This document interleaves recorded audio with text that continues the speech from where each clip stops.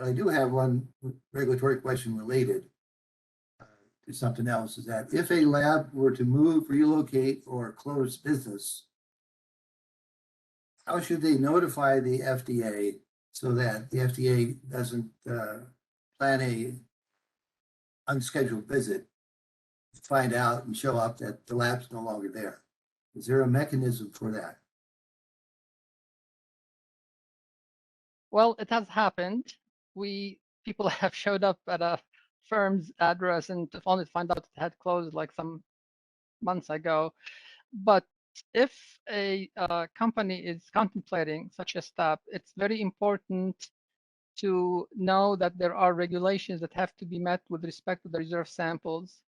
First of all, they need to inform the applicants that have reserve samples on the site. They need to be stored at an independent third party, and the FDA should be notified. Also, the documents, there should be a mechanism for transferring the documents associated with the applications so that they can at least be reviewed at another location.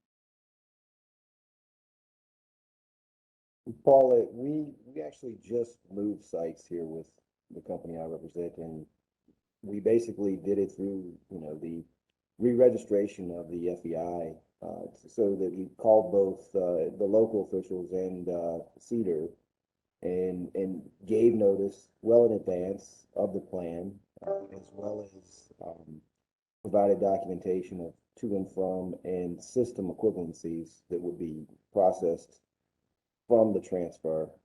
So there is mechanisms and there are contacts, but the key is making sure that you have the facility registered at the appropriate location, and you can do that in advance.